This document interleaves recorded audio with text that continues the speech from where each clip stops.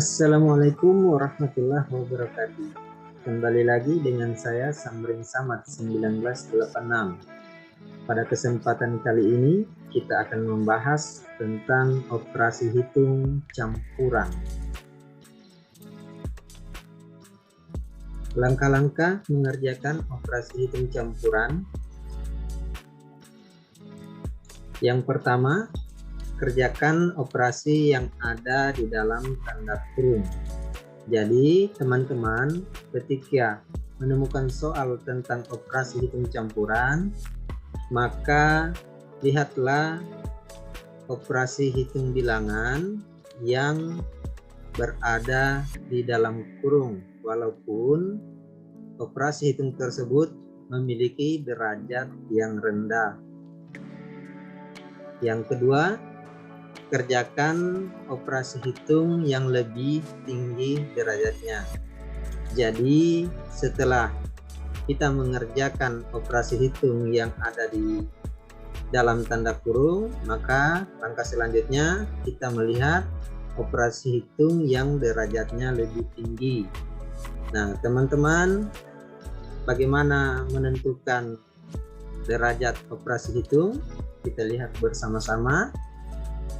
Jadi yang pertama untuk derajat operasi hitung itu adalah pangkat dan akar. Yang kedua perkalian dan pembagian.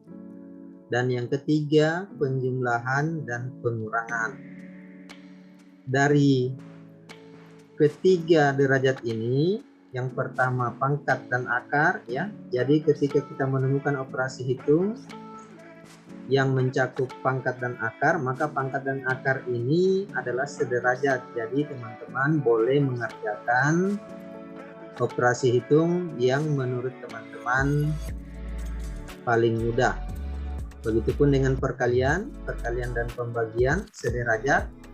Kemudian penjumlahan dan pengurangan juga sederajat.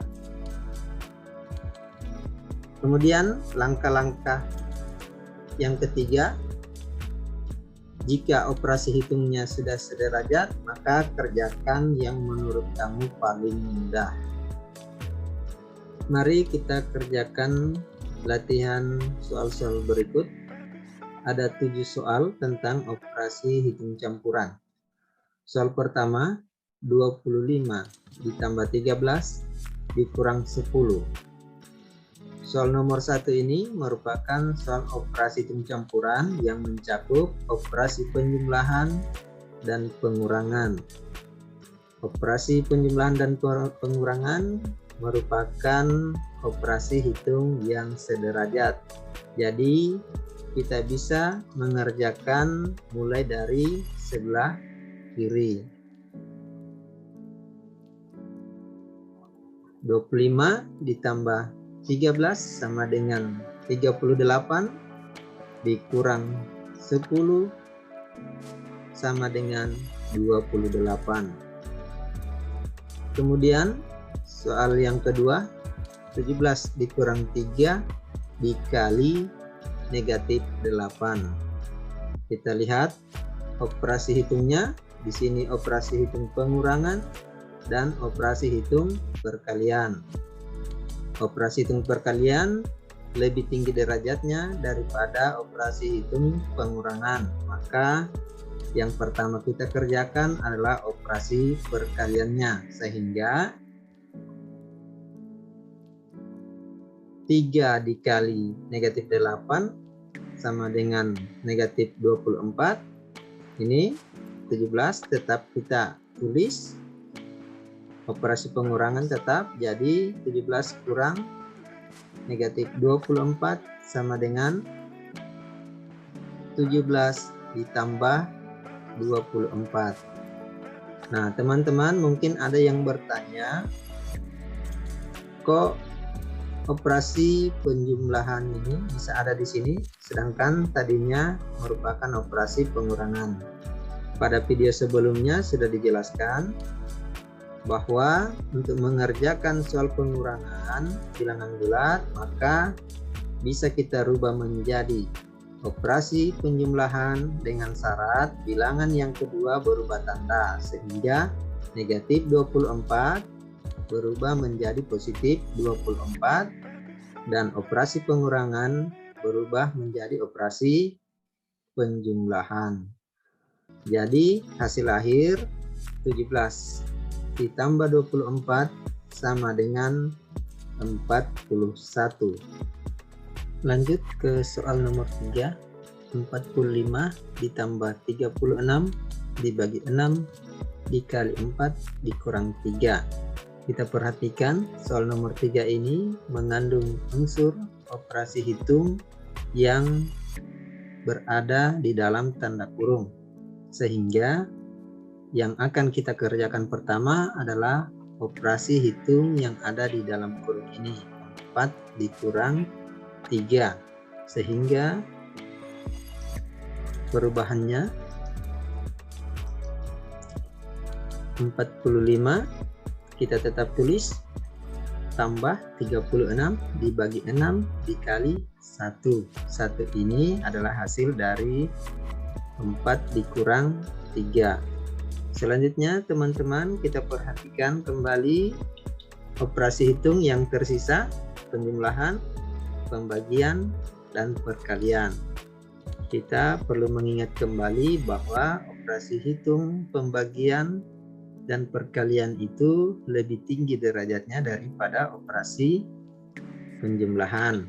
Jadi kita akan mengerjakan operasi hitung, pembagian, dan perkalian terlebih dahulu. Sehingga perubahannya 45 ditambah 6 dikali 1. 45 tetap, operasi hitung penjumlahan tetap, 6 itu diambil dari 36 dibagi dengan 6 dikali 1 tetap. Selanjutnya tersisa operasi penjumlahan dan perkalian. Perkalian lebih tinggi derajatnya daripada penjumlahan. Jadi 6 dikali 1 ditambah 45 atau 45 ditambah 6. 6 ini adalah hasil dari 6 kali 1. Sehingga hasil akhirnya 45 ditambah 6 sama dengan 51. Soal nomor 4. 5 dikali 5 ditambah 3 dibagi 3 dikurang 2. Kita perhatikan soalnya. Soal ini tidak mengandung unsur operasi hitung yang berada di dalam tanda kurung. Maka langkah berikutnya kita melihat operasi hitung yang derajatnya lebih tinggi. Di sini ada operasi perkalian, penjumlahan, pembagian, dan pengurangan. Maka yang kita kerjakan pertama-tama adalah operasi perkalian, kemudian pembagian.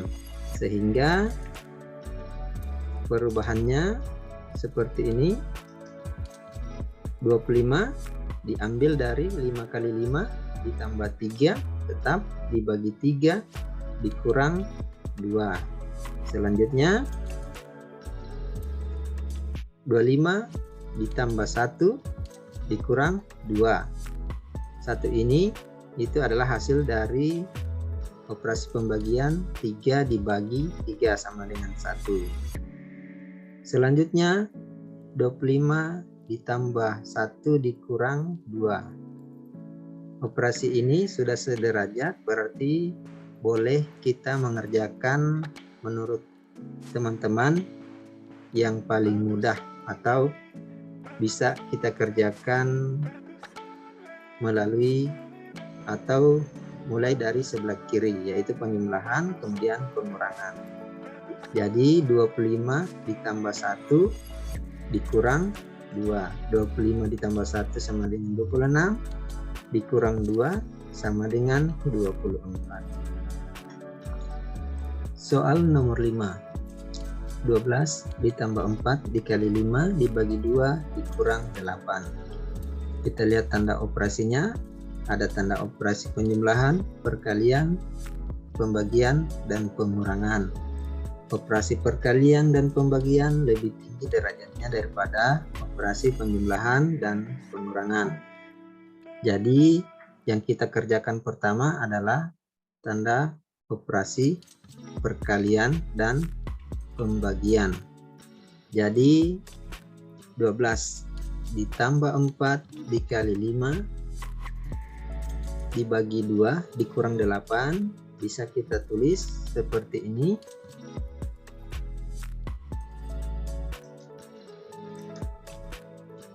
(12) ditambah 20 diambil dari 4 kali 5 dibagi 2 dikurang 8. Selanjutnya yang tersisa penjumlahan, pembagian, dan pengurangan. Kita kerjakan pembagiannya lagi ya teman-teman, sehingga perubahannya seperti ini.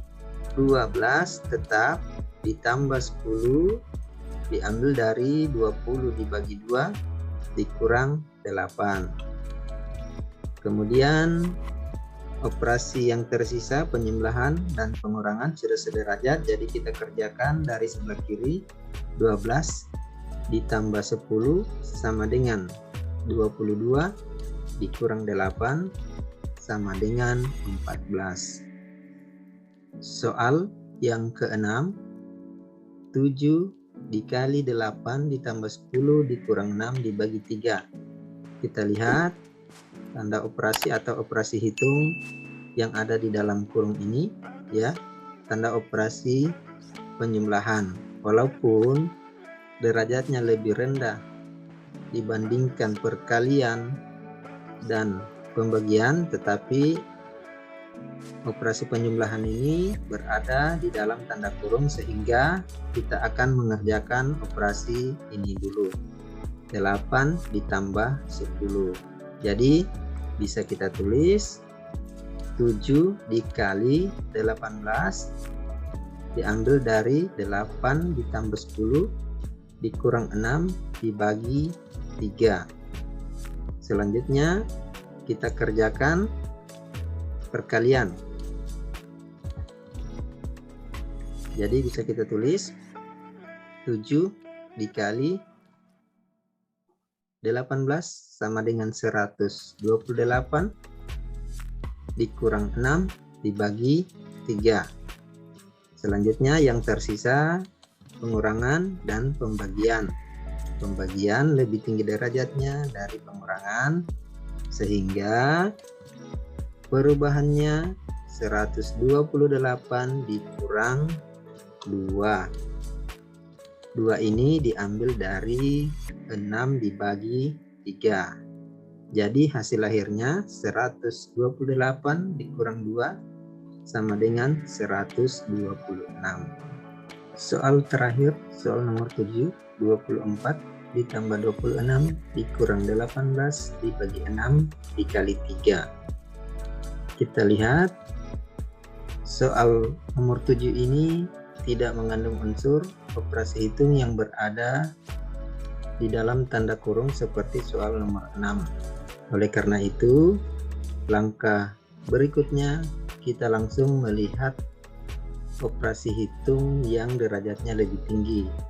Di sini ada operasi penjumlahan, pengurangan, pembagian, dan perkalian. Berarti kita akan mengerjakan terlebih dahulu soal atau operasi hitung, pembagian, kemudian perkalian. Jadi bisa kita tulis seperti ini. 24 ditambah 26 dikurang 3. 3 ini adalah hasil dari 18 dibagi 6 dikali 3. Selanjutnya kita kerjakan operasi perkalian, karena operasi perkalian ini lebih tinggi derajatnya dari operasi penjumlahan dan pengurangan. Walaupun operasi perkalian ini itu berada di akhir operasi, bukan berada di depan. Oke, jadi bisa kita tulis 24 ditambah 26 tetap dikurang 9. 9 ini adalah hasil dari 3 kali 3. Kemudian 50 adalah hasil dari 24 ditambah 26 dikurang 9 sama dengan 41. Oke, teman-teman, demikian video kali ini. Semoga bermanfaat. Dan saya akhiri. Assalamualaikum warahmatullahi wabarakatuh.